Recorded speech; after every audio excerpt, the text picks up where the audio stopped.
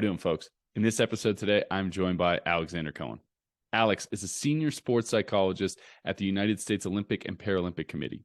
Working primarily with Winter Olympic sports, Alex provides sports psychology consultation and counseling for national team athletes and coaches at the Olympic and Paralympic Training Centers, national governing body training sites, and national and international competitions. And in this episode, we go through and discuss his different philosophies and tactics and just his thought process and his experiences through his career. It was really fun to chat with Alex. We had a great time, and I really hope you folks enjoy this episode. Please make sure to like, share, and subscribe. Thanks. All right, we're rolling. Mr. Cohen, thank you so much for taking the time. Really do appreciate it. It's great to see you. It's always fun getting to cross paths when we're on the World Cup tour and bouncing around. Get to see you at the bottom, and how are things going? Things are going really well. It's a good season. Looking forward to a summer off-season training prep, and I usually get to about July or so, and I start sort of itching for competition again. Yeah, it always ends up working out that way, right? But that's kind of where those building blocks come in, and it's you kind of have to have some of that training before you get to that competition. Now, for those kind of out there, give a little intro on you, but just how did you kind of get into the psychology path and get into this world of high performance? Yeah, there's a short story and a long story there. So, currently I'm a senior psychological services provider for the U.S. Olympic and Paralympic Committee, sport psychologist. So I'm a certified mental performance consultant, sports psychologist, as well as a licensed psychologist. I went to college to play lacrosse, and I got a psych degree along the way. In my freshman year, my lacrosse coach pulled me aside and said, you're going to be on varsity next year if you can stop getting in your own way. And I remember nodding my head and having no idea what he was talking about. So I took a sports psych class and said, cool, that'll help me in lacrosse, but also sort of really gave me a career, not knowing at the time if that was even a possibility as a career. And sports psychology has grown quite a bit since then. And since I clearly wasn't ever going to be a professional athlete, I decided kind of the next best thing would be helping athletes in training and competition with the psychological aspects of performance. And that's what I've done pretty much ever since. Mm-hmm. And what was it kind of about the psychological aspect that, kind of piqued your interest? Initially it's for lacrosse and to try to get out of your own way, as he put it, but how did that kind of what was it about it that kind of drew you in? It's just fascinating, and it's something that I felt like I could be really helpful and effective with, and it took me a long time to figure out how to consistently do that. But I've always been interested in the idea that hard work beats talent, at least until talent decides to work hard, whatever the cliched saying is. And I was sort of built like a gymnast, and yet I played high school football growing up in Texas like everybody did. Mm-hmm. And I was super productive despite having no right to be, effective as like a linebacker or whatever on the football field.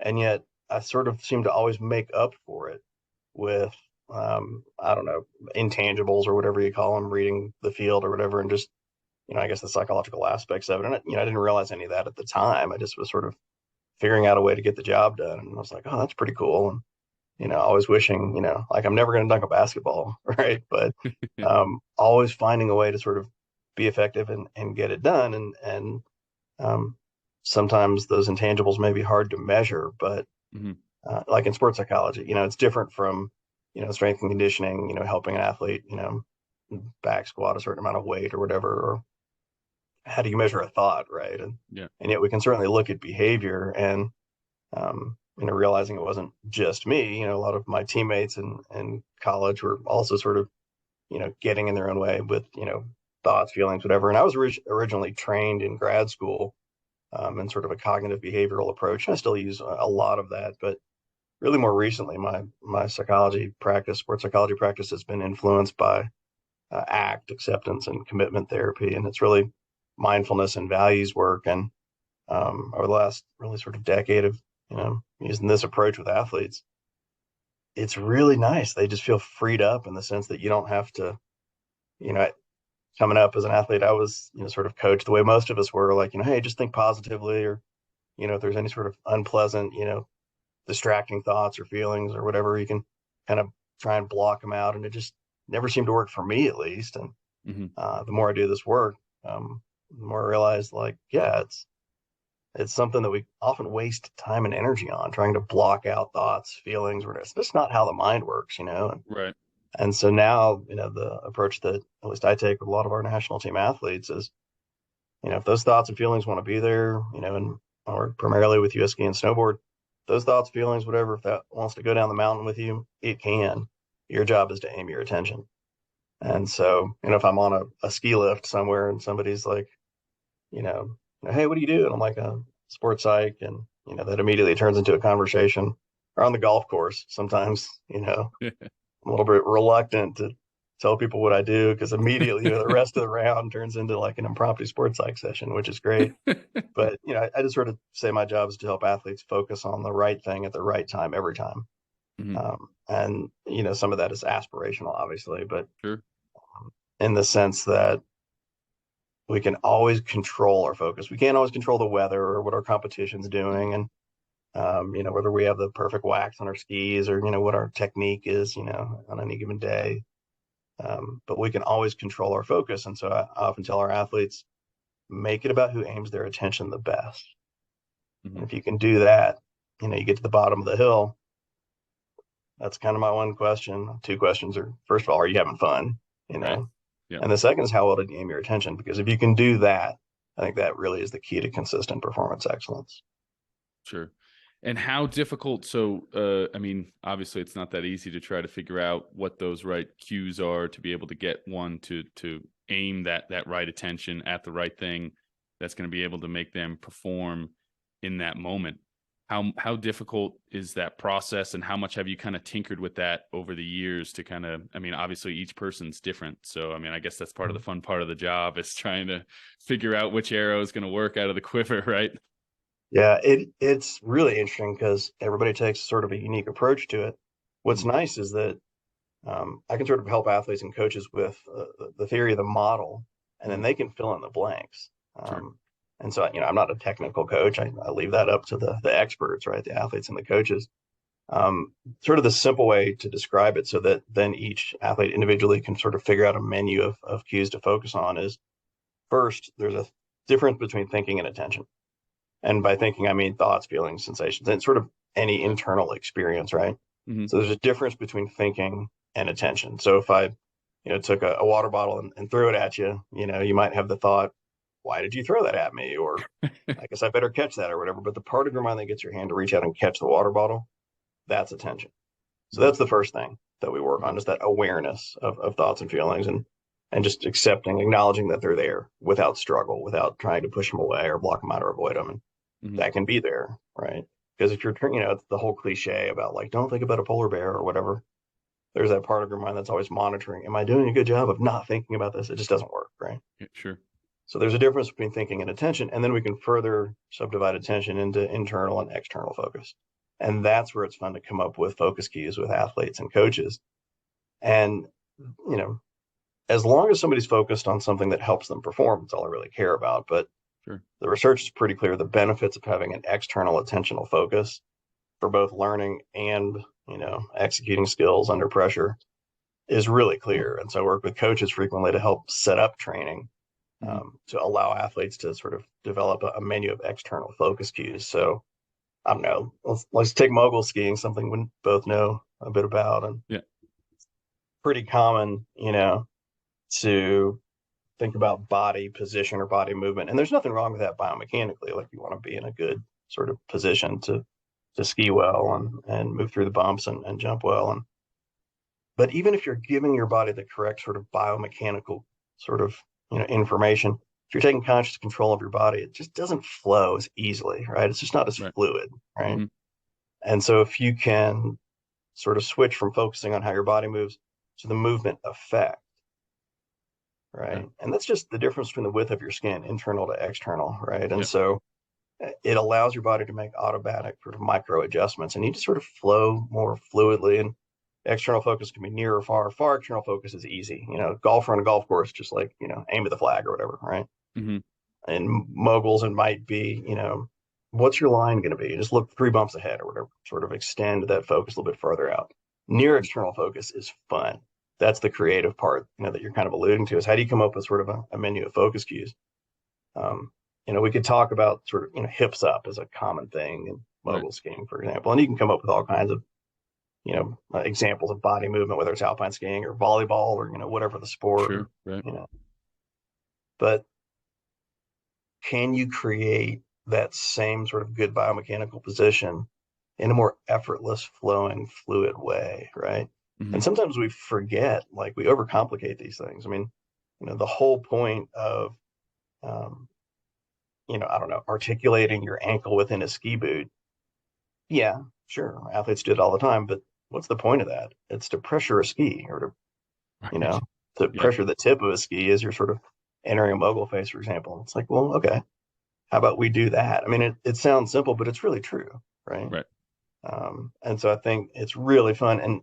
And then as a sports psych, I can sort of present the model to athletes and coaches, and they fill in the blanks because they can always come up with like the correct sort of cues. And then I get sort of sit back and seem brilliant because I sort of gave them the model. But, really they're the experts that get to fill in the blanks with that. And it always gives them something to go to, right? Mm-hmm. And I think the unique thing there is that, coaches and athletes really get it in competition. Like, okay, I'm supposed to just sort of, trust it and go or whatever. And the problem is that we often train from a sort of a training mindset, Mm-hmm. lots of info about how to control your body or whatever. And then we get into competition and expect athletes to kind of flip a switch and just switch from training to trusting it. I actually don't think that's the recipe for consistent performance excellence. Mm-hmm. So if we can train with that same external focus, approach, then every training rep is a performance rep. And then you don't have to do anything different in competition. You just roll right into it with the same set of external focus cues. And you see a lot more consistent performance that way. No, I mean, it definitely makes a lot of sense, and it makes sense to not get clouded in, keep things kind of the same. And it's always funny when you run into, okay, now it's competition mode. We're going to completely go off of everything we've been doing and just change the script, flip it around. So that, and think about the things that steal athletes' attention away. I mean, it's not always unpleasant things. I could be trying a new trick or a new jump or something and could be afraid or whatever, and the mind wanders ahead to, I got to get to that grab, or I got to get to the landing, or I hope I don't get hurt. But it can also be really sort of pleasant or exciting, thoughts or feelings like, I'm going to be on the podium, or last time I was here, I won. And, I get, again, in a mogul's example, I get through sort of top air. Cool. Like I've done the hard part or whatever, and I just need a good middle section. And all of a sudden you're on your butt because your mind wandered ahead, and didn't stay in that present moment. And so that's a lot of it. Is, again, the cliche is like one turn at a time, or, one shot at a time or whatever. Sure. But how do you actually do that? And I think that's the work that we engage in a lot is sort of daily mindfulness practice, awareness, acknowledgement, attention, and then taking actions based on what's effective, but also based on your values. Mm-hmm. Now, one of the things in just reading some of the read a bunch of stuff that you had sent me in the past, and one of the ones that I really enjoyed was your expert approaches to sports psychology chapter for applied theory of performance excellence, and just going into the flow versus clutch kind of states. So if you could kind of just take our listeners through that a little bit. Yeah, I'm utterly fascinated by this. And, the flow work has been around for 30 plus years. And in some ways, I think we took it for granted a little bit. More recently, there's some great research the last decade or so coming out of Christian Swan and his colleagues' lab. And they looked at it a little bit more carefully and actually found that there were two overlapping but distinct sort of mindsets, so to speak, underlying consistent performance excellence. So one of them is that flow state, which is sort of equivalent to letting it happen, right? Which is great, and there are certain conditions that, if they're present, makes it a little bit easier to get into a flow state. But, as a coach yourself, if you told an athlete, hey, just hurry up and let it happen, Right? Thanks, coach. Like, not feeling it at the moment. Right.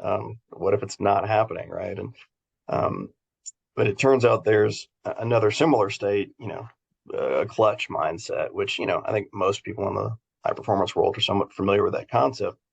But, with some scientific rigor, they really looked into these concepts. And, if that flow state is there, and everybody sort of knows the sort of typical aspects of that flow experience, maybe you're fully engaged, time kind of speeds up or slows down or whatever, and you're sort of deeply sort of in that moment.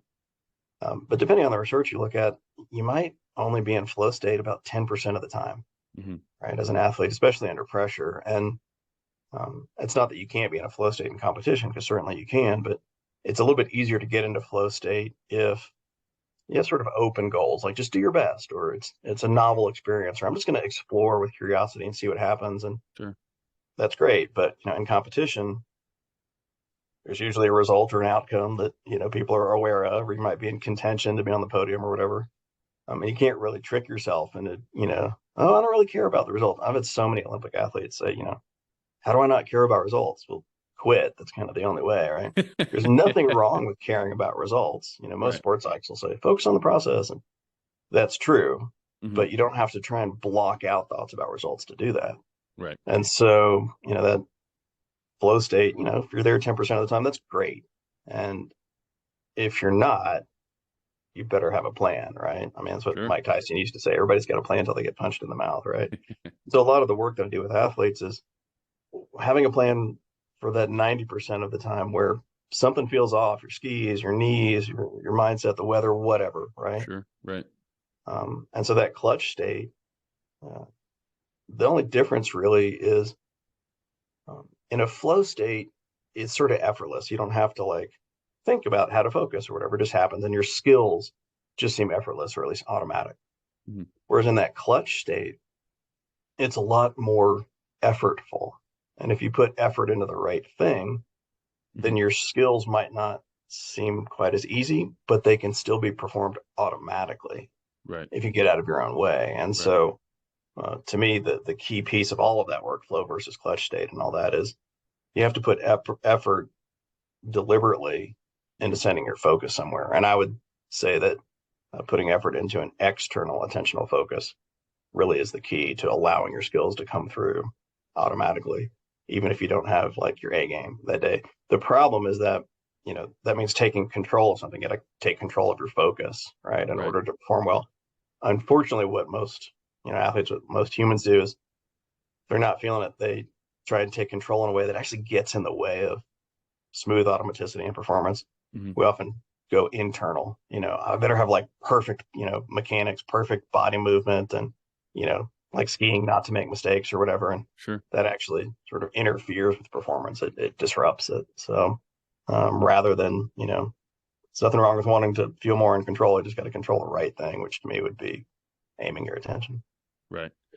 And that's kind of that difficult balance, right? That clutch state, you have a high amount of control over that, and that effortful processing, and compared to that flow or mindless, right? It's just kind of that low control, and kind of when it works, it can be beautiful, but it can be hard to have that control over it, right?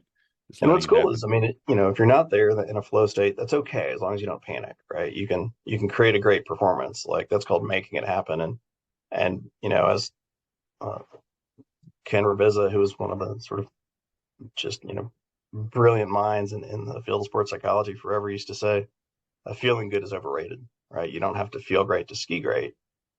I would say you just have to aim your attention. And if you practice that, creating performance, creating sort of a clutch state, it can actually pop you into a flow state, even within one competition, within one ski run, for example. Yeah, no, I mean, I like that. I like that quote. Feeling good is overrated. It's definitely true. Now, for you, when you get to, I know we had touched on it a little bit earlier, just like you excited to get back to competition and everything else. What is it like for you showing up at these different events and being able to work with these athletes and kind of try to get them in that right frame of mind? I mean, what's going through your mind and the butterflies. And like, I know as a coach, sometimes when I'm at the bottom and it's on that contest day, those are some of my favorite times, but it's okay. Like making sure you're using the right verbiage with each person and try to get all the right cues down and everything else. And that can really be the fun part of putting them in that right mind. But for you on those contest day, what's I guess bring people into the mind of a sports psych when he's at the bottom of an Olympic event or something like that? You bring up a really good point.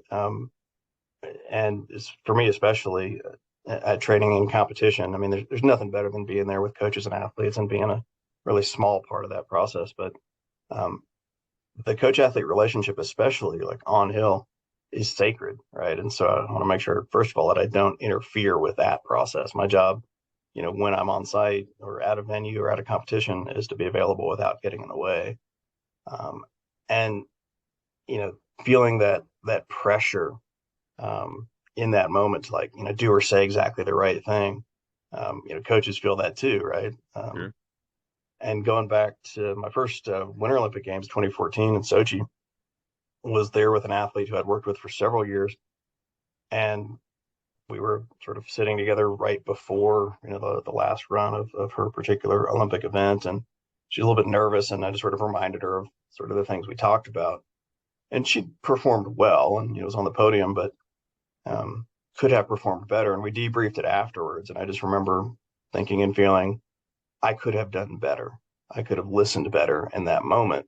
Mm-hmm. And I felt pressure to, like, say just the right thing, and realizing that, I'm not the one out there performing, right? The athlete is. And so both for me as a sports psych and for coaches, I actually don't really want you to ever have to feel the pressure to sort of unlock performance by saying sort of magic words or whatever right at the last minute. Mm-hmm. If we have to do that, then maybe we haven't done our job. Things always come up for sure, right? Right. Yeah. And kind of from that moment on, I really wanted to plan. And so that my sort of approach to sports psych is performance readiness. And so having a performance readiness plan with an athlete Mm-hmm. is really great, because you go through sort of, what your goals are, what you want, as well as the obstacles, all the sort of the internal challenges that can get in the way. And then deciding behaviorally, if and when this thing sort of comes up, here's how I'm going to respond. Here's how I'm going to act. And from that moment forward, it's been a lot easier. I don't feel really nearly as much pressure. I get to sort of enjoy the excitement of that moment. Yeah. But if an athlete, gets away from their plan for a little bit, all I have to do is ask a few questions, and sort of hearing them talk aloud, through their plan. You don't have to plan for every possible distraction, but despite a myriad of things that can steal attention away, the response is kind of always the same. I can accept and acknowledge whatever thoughts and feelings are going through my head, my body, or whatever. And my job's to aim my attention. Oh yeah, I said, here's exactly what I was going to focus on, and just to watch athletes sort of do their own process, because they're the ones, that can take control of it. Mm-hmm. That has really been helpful. And I think, certainly being excited with athletes, but being steady as well. So another way that I sort of prep myself and athletes for kind of those moments at, like, the bottom of a ski run or whatever. When you get to the bottom, talk to your coaches, look at video, whatever you're going to do, and then go to scan by, go for it. Go on a chat with me. That's great. I always ask athletes ahead of time, where do you want me to be, not be? I'm going to follow your lead. Yeah. Because I want it to sort of seamlessly fit within their, pre and post, run or pre and post competition routine. But I'm only going to ever ask those two questions. Are you having fun? And how well did you aim your attention? Because it's a great way to get sort of reset, to sort of physically and mentally, finish off that last run. And by the time you sort of get back up to the top, get really reset and ready for the next one. Mm-hmm.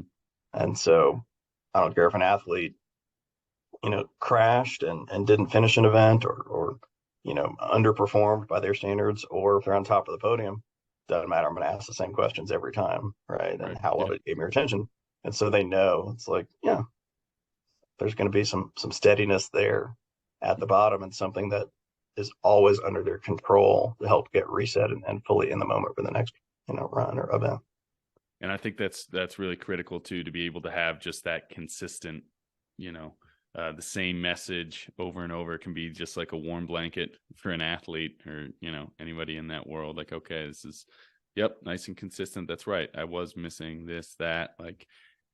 And how much would you say, just with all the different athletes you've worked with, because you've worked in so many different disciplines and sports, I mean, how how big, I guess, is the range of how someone comes up with one side of their plan with golf and someone else in skiing or snowboarding decides to kind of aim their thoughts and their effectiveness and what they want to kind of accomplish? I mean, how fun is kind of that process from dealing with somebody that's like, okay, I want to get into this top air a little bit better, or somebody's working on that golf swing of trying to hit through the ball more, or maybe it's their putting or something like that. How fun is that kind of process, and how different is it? Love it. I love the variety of it. And so, at some level, performance is performance, whether you're talking Right. to a skier or a golfer or a surgeon or a pilot, Sure. or right. And so again, that's where I go back to having a really sort of strong theory and model as a good foundation for practice. I've got a good, biomechanical eye, but I'm not a coach, and I wouldn't ever, you know, utterly destroy my credibility by trying to be a coach, right? I mean, I geek out on technique, but I try to help coaches and athletes be technical without being mechanical. Mm-hmm. And whether it's learning or executing skills under pressure, you can really work with them, and if you ask really good questions, Mm-hmm.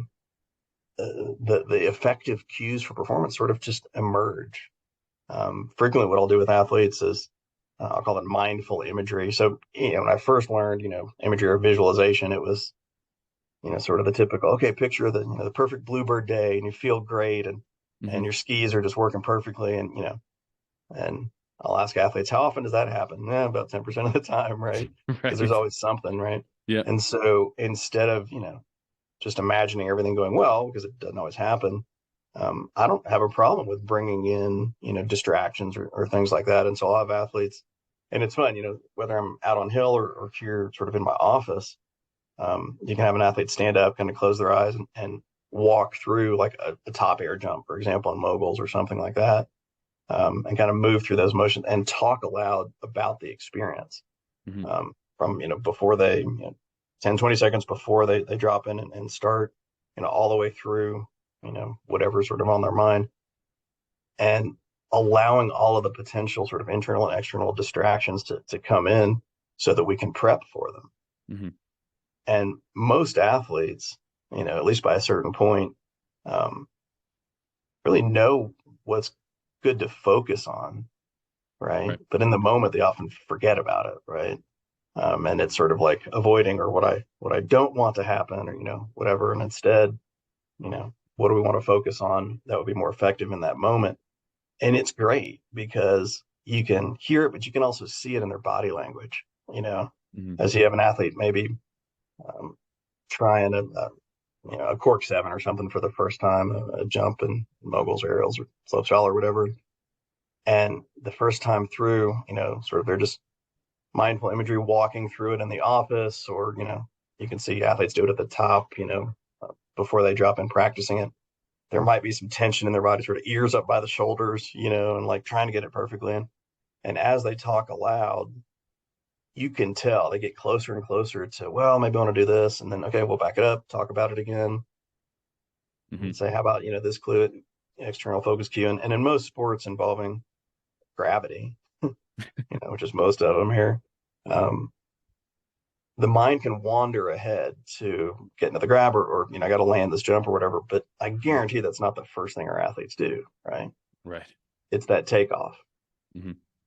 And instead of rushing the jump or getting ahead of themselves, or when it happens, just to pull it back to having a good strong takeoff and having a good cue. And invariably you can just see an athlete's face like light up, and their body sort of relax, not by trying to force relaxation, or not by trying to push away unpleasant thoughts or feelings or whatever, but oh Mm-hmm. yeah, if I really just, I don't know, in that moguls example for a top air, if I really just make sure I pressure the skis and have a really good strong T set or whatever, Yep. take off, Mm-hmm. everything else can kind of flow from there.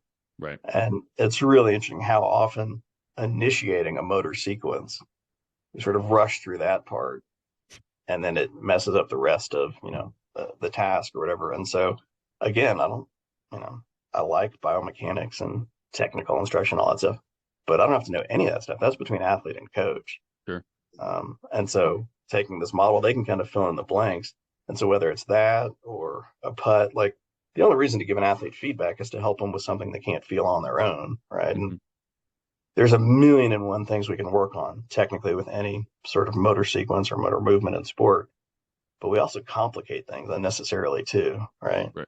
Yeah. I mean, if you're putting a golf ball, I mean, it's line and speed. Like, how fast do you want it to go and where do you want it to enter the cup? And I think we needlessly overcomplicate it, right? And you can allow yourself to sort of get out of your own way, not only in executing skills, but really in learning them. And so, you know, if you're trying to putt and being like rigidly perfect with it, you're just not going to feel the feedback that comes from the environment, what your feet are telling you from the ground, or what your skis are telling you about the quality of the snow. And if you can get out of your own way, then you really can get better feedback that you can feel or that you can give your coach as an athlete about what's going on out there. Mm-hmm. Now, one of the things you had kind of touched on just a little bit in going into it is making sure that you ask really good questions. And I'm just curious, in those different sports and everything, like over the years, what are kind of some of those questions, and does that kind of just depend on the person and like, okay, like, or does it depend on the sport, or have you kind of built up a somewhat of a list or a few like go to and just like seeing the body language or something like that? Yeah. Athlete. Yeah, a bit of all of that. I think, Okay. I think the main thing is like, I don't ever assume, even with athletes that I've worked with for over a decade or whatever, Mm-hmm. going into, training camp or competition, I'll always still double check with athletes and coaches, just the fundamentals of where you want me to be, where would it be most effective? And, again, I'm going to follow your lead. I'm going to be at the top, at the bottom of the course. Do you want to like ski on by? Do you want to chat for a minute? It's okay. Mm-hmm. And what's fun is when you're working with a team of athletes, it's maybe going to be sort of a different request from every athlete, right? So you really got to be on and paying attention. But again, having a plan going in so that I don't have to sort of guess is Mm-hmm. really helpful. And once you have a plan, and a performance readiness plan from a sports psych perspective comes down to, what do you do with your energy, and what do you do with your focus? And once an athlete has sort of developed a plan, which evolves over time, you can see from hundreds of meters away, Yeah. just from their body language, right? I mean, this as a coach, right? Are they really sort of in that moment and sort of effortlessly executing their skills? Or are they really fighting it? Are they distracted by something? Or are they pressing? Or are they trying to, you can't really force speed or relaxation. It doesn't work too well, right? Mm-hmm. And so you sort of develop a menu of good things, but starting with, how well are you aiming your attention? Oh, yeah, man, up at the top early, I just wasn't feeling it. I wasn't sure about, that first jump or that first trick or my first serve, tennis, whatever the Sure. performance setting is. Yeah. Um, those things sort of guide your questions. Were you aware of the thoughts or feeling, oh, I got to the bottom, didn't even realize till I got there how distracted I was or whatever. And so if you're not aware that something's stealing your attention away, it's kind of hard to get refocused, right? And so Sure. you work on both of those pieces. And so from there, you sort of work outwards. What are the things that were trying to steal attention away, right? Mm-hmm. And how do you quickly respond to that, right? Without panic or frustration? How do you how do you start focused and then get refocused? Nobody stays focused for the entirety of an event, right? And so working outward from there, that actually then becomes kind of easy, or at least simple, to focus like the day of a competition. But then you work outward to sort of the night before. Well, it's like one thing if it's like, okay, I've got to focus on skiing right now, but I don't have to ski until tomorrow. And I'm at the hotel, wherever we are in Europe the night before a competition, and I can't ski right now, but I can't stop thinking about it and I need to get to sleep. Okay. You can practice sort of mindful, present awareness in that moment too. Mm-hmm. If you're brushing your teeth, brush your teeth, right? And so not only does it help you in that moment to be, able to get to sleep a little bit better, to be present, with your teammates, your coaches, your friends, your family, but it also is practicing that same sort of mental muscle, so to speak, of being fully present in the moment the next day when you're out in competition. And so I think you can then work outward to anything on or off the hill, because really it's not just about performance athletically. It's about sort of moving your life in a meaningful, sort of rich, full direction. With Right. Yeah. meaningful relationships and connections with others, and that's really where the values guided action piece comes in. Mm-hmm.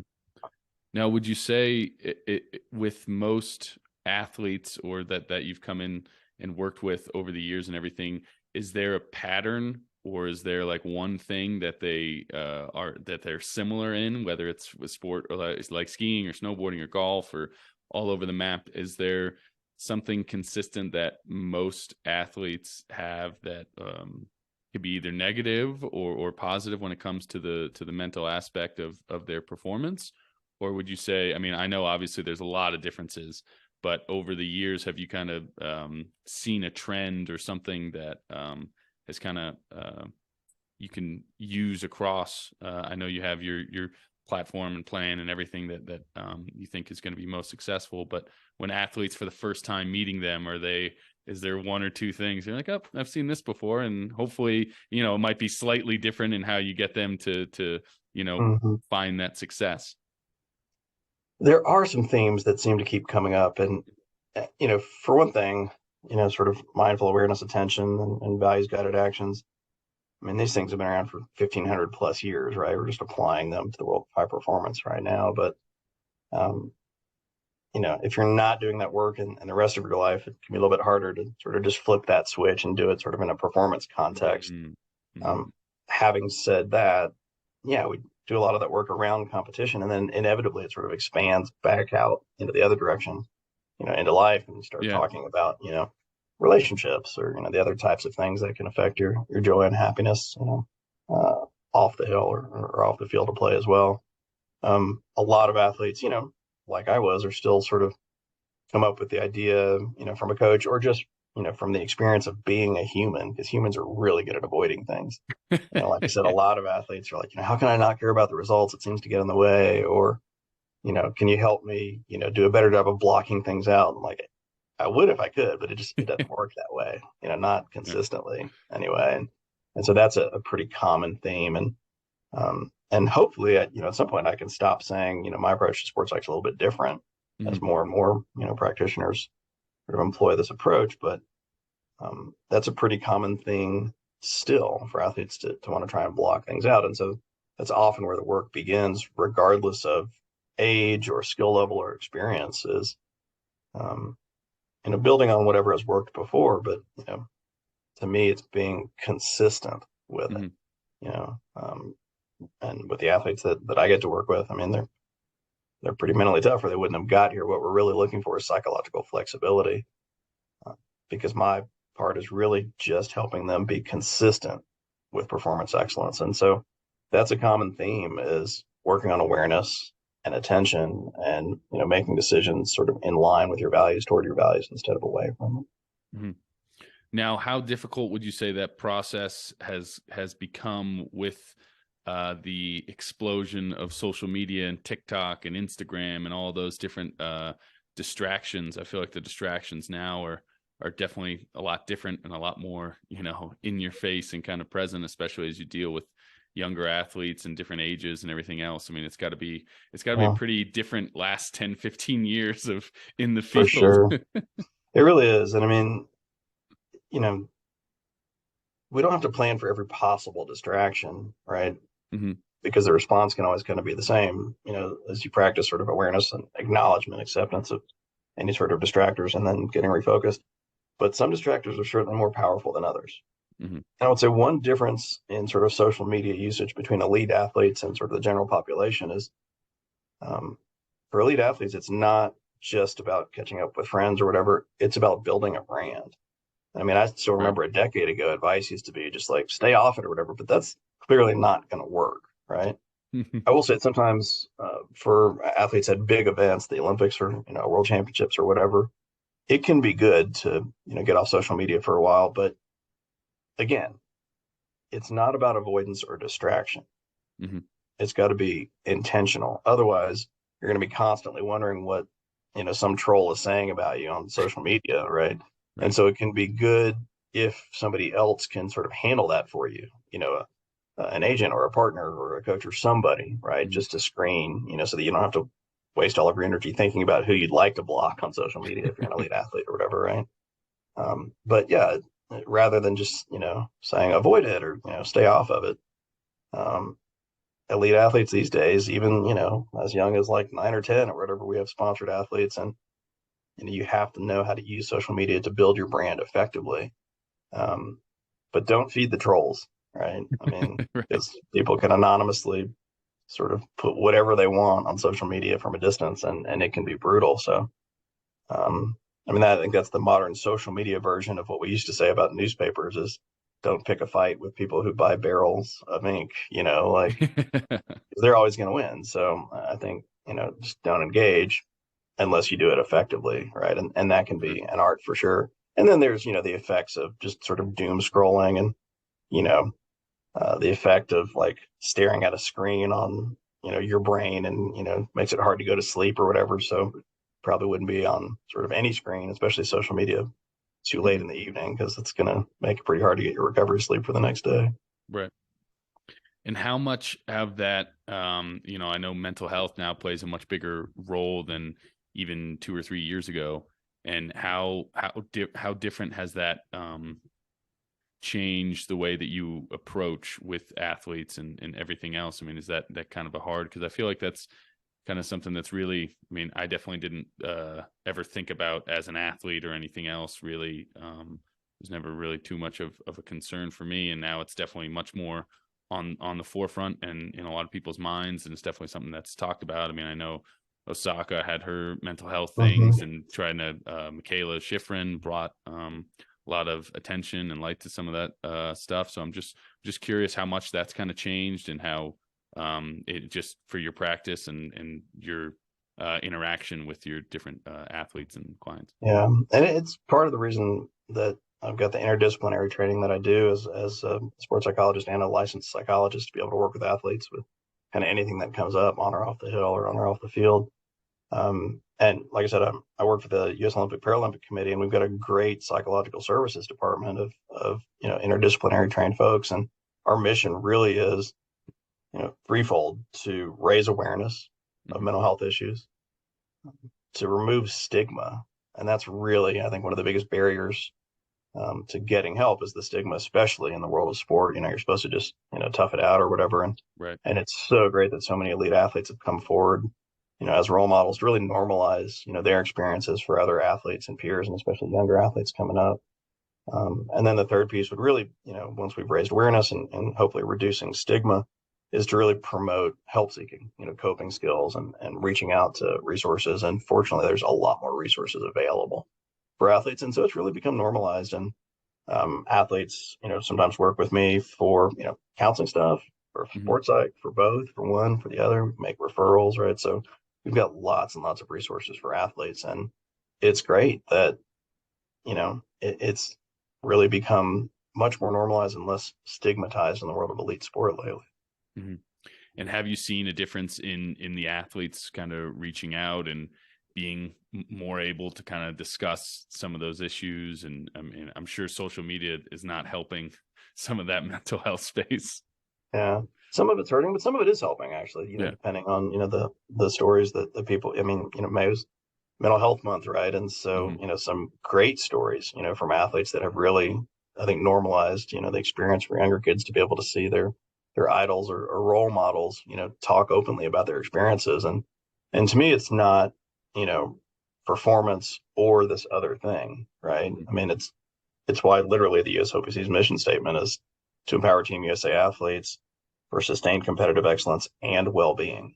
Mm-hmm. It's not either or, it really isn't. And so increasingly, we just hope athletes, whether it's sports psych or mental health, view those as, in some ways, just sort of high performance services, just like strength conditioning or nutrition or biomechanics or whatever. It's just part of the process of being human, and being an athlete is working on all aspects of who you are. Right. It's kind of an ever, and and I think it's always interesting and important to note that it's an ever changing. The finish line is constantly moving. It's not like, okay, I figured it out. I've got my plan. This is it. I'm good now. I'm set.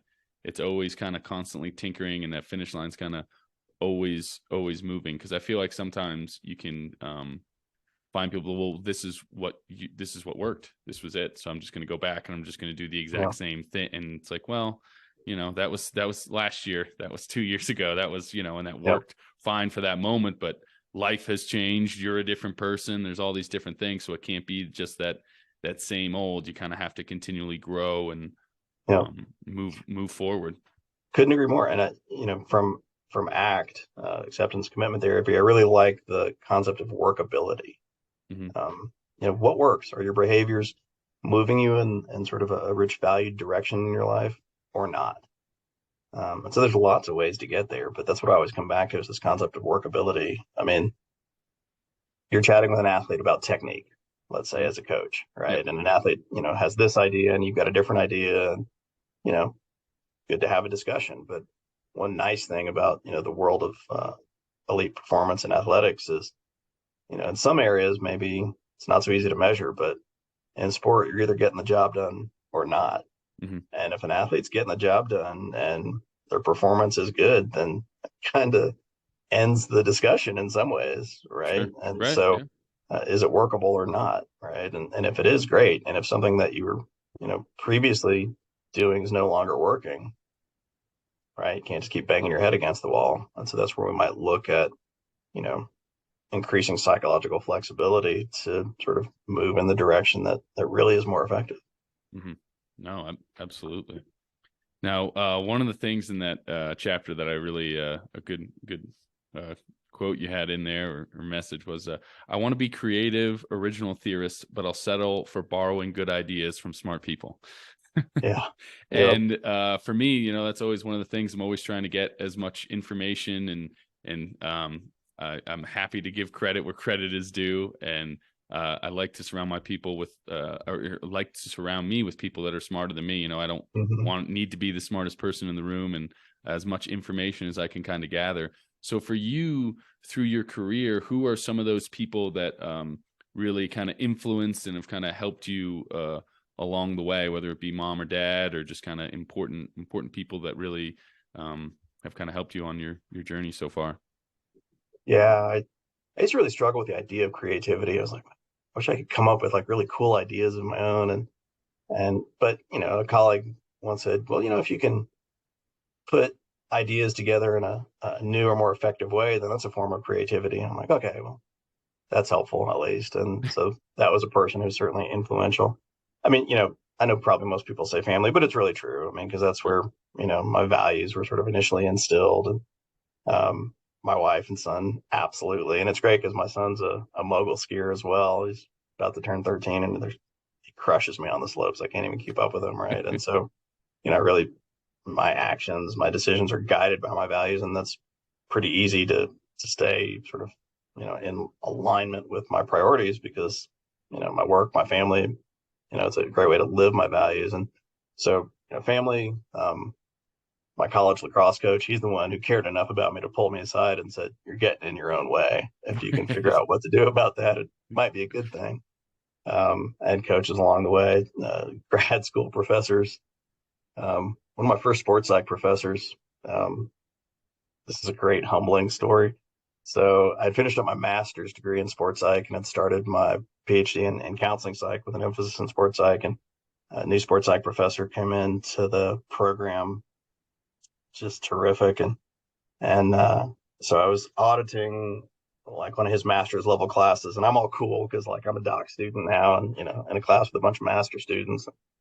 I'd done sort of some master's, internships working with the elite athletes, and kind of thought I knew what I was doing, and I was clueless, right?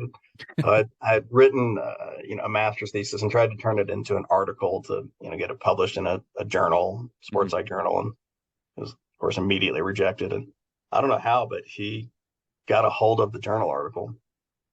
And so first day of this class, he comes in and has this paper in his hand, introduces himself to the whole class, and says, "Where's Alex Cohen?" And I kind of raised my hand, and he threw the paper down in front of me, in front of the whole class. And I can see it's like covered in red ink. And he said, "Were you drunk when you wrote this?" Like, I don't think I was. I was like, man, he's like taking me out first day. And he's like, "You're going to come out to my house this weekend." And I went out to his house every weekend outside of class hours, and he taught me how to write. And then we submitted it, and got it accepted into a journal. But he was super hard on me, but he never asked me to work harder than he expected to work himself, right? Right. and it was great. And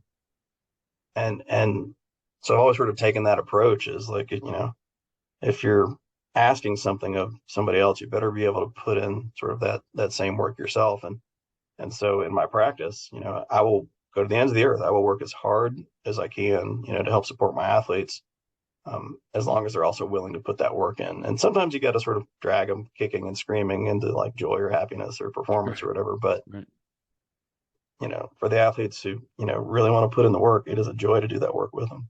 So I think of that one often in terms of people who are really influential in my practice and in my life.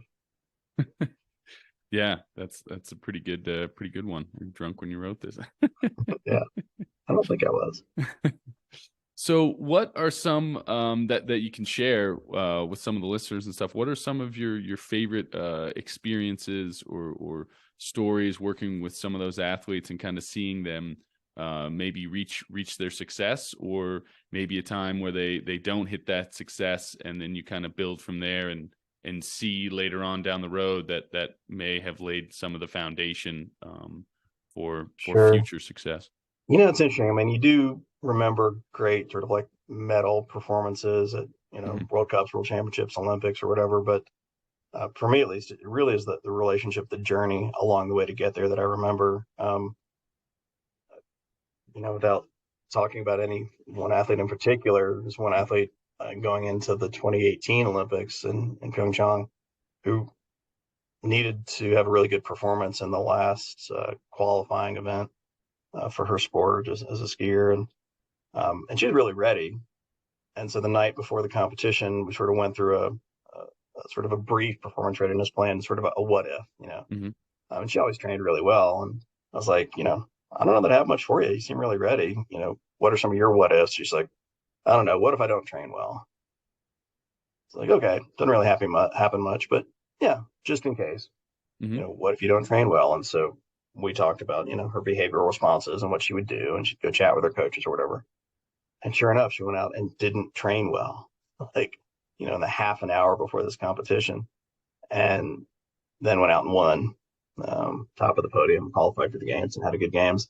And I remember talking to her afterwards, and I'm like, that was sort of a theoretical, like, what if? Like, I didn't tell you to go out there and not train well. She's like, I know, but I'm so glad we talked about it, because instead of panicking, I went and chatted with my coaches, and I didn't, waste energy trying to, block that out, because it's kind of a big event. She had to qualify for the games. She's like, I stayed focused on what I needed to do and didn't get ahead of myself. And when I did, I just pulled it back to this moment. And another that comes to mind is, an athlete that I'd worked with for probably a decade. And actually, it was that athlete I alluded to earlier, working with her in my first games in 2014 in Sochi, and was on the podium, but, not her best performance.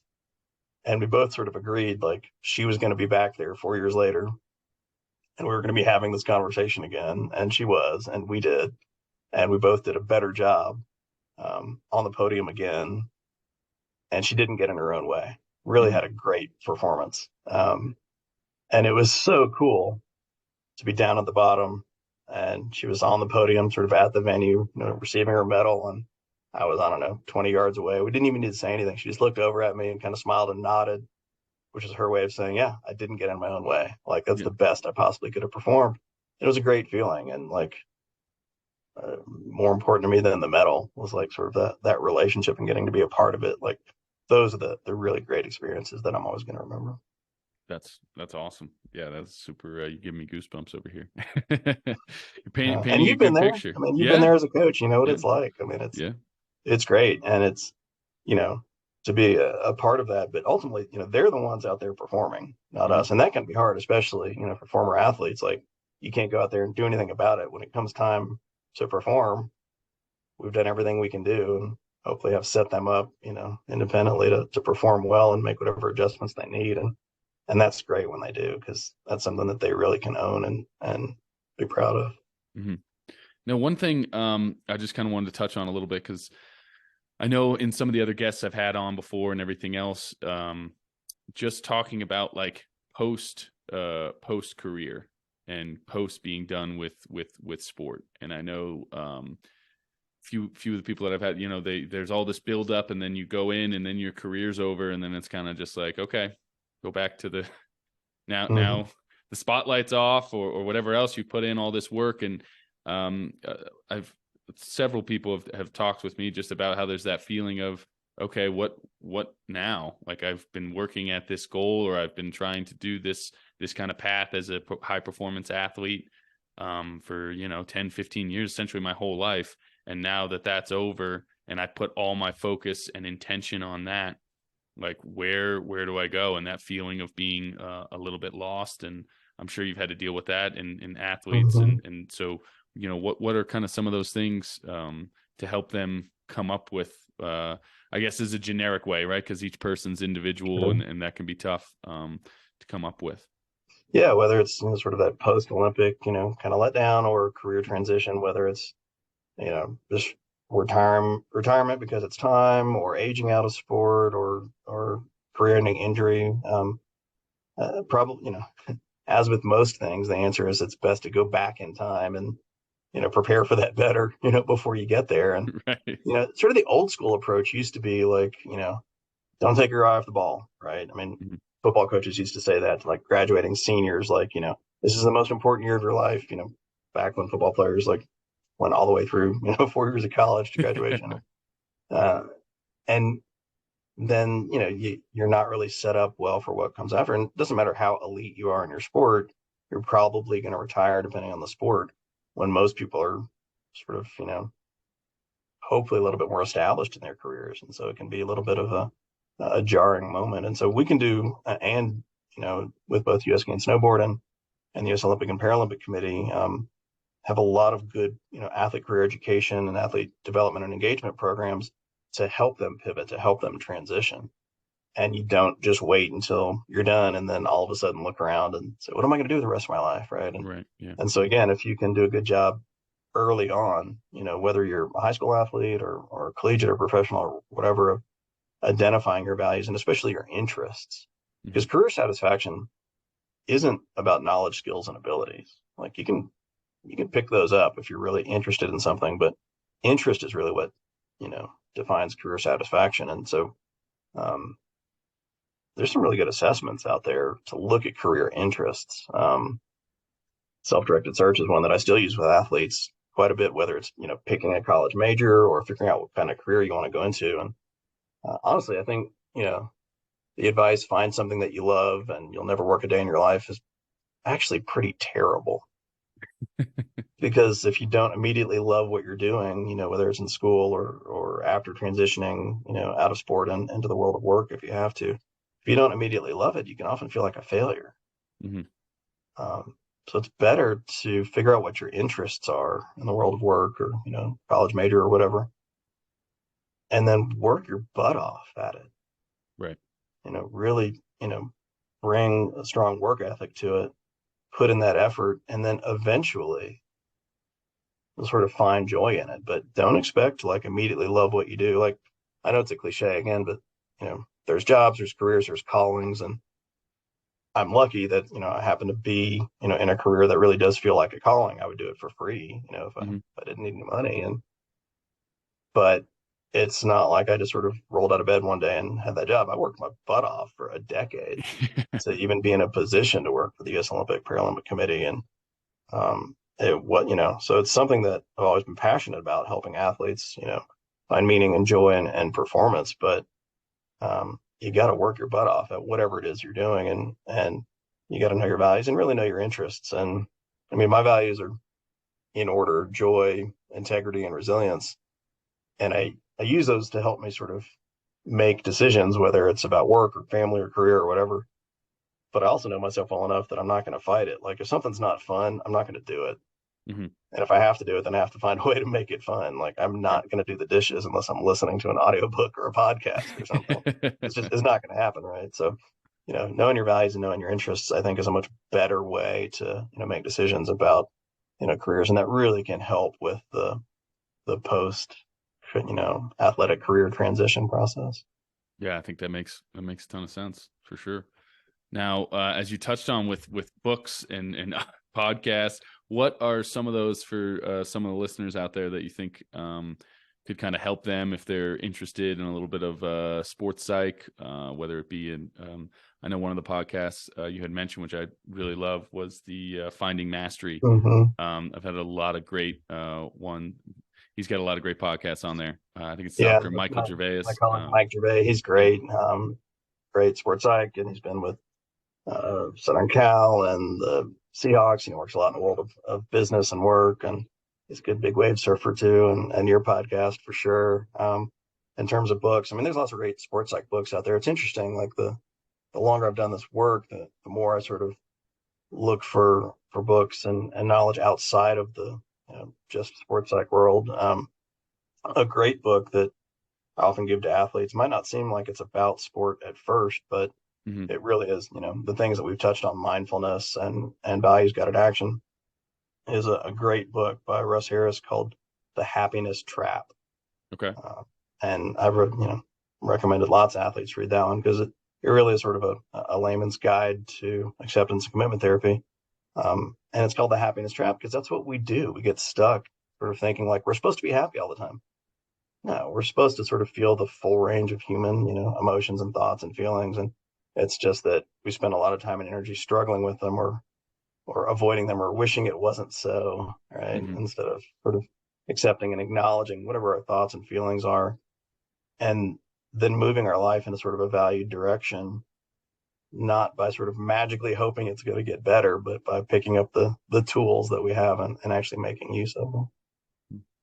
Yeah, got those written down. It sounds like some great ones. I got another one to add to the list. I'm going to be got that 16-hour flight to Australia, so Happiness Trap. And I'd love to hear what you're reading, right? Like what's really engaged your interest right now as a coach or in any other way? So the last couple, I've done a few audiobooks because sometimes it's hard to read and I get backed up. The last one I just finished was actually Outlive by Peter Attia.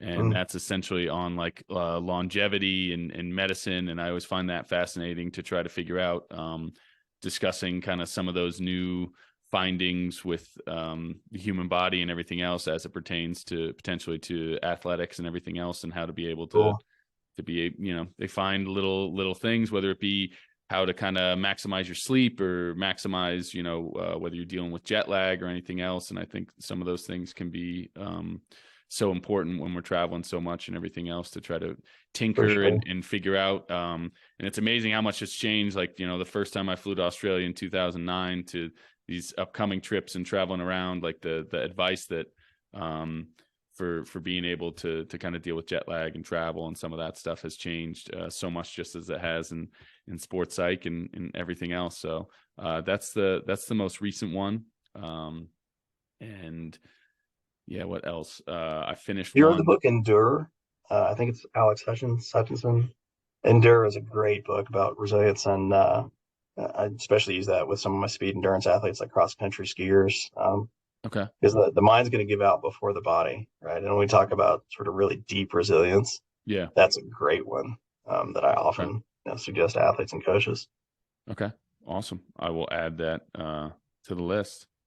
Well, Alex, thank you so much for taking the time. This has been awesome. I really appreciate it, and I hope hopefully we'll get to do this again soon. Yeah, thanks, man. I appreciate the opportunity to chat with you, and look forward to seeing you on the hill. Yeah, we'll see you out there. All right. Well, thanks everybody. Chat again soon.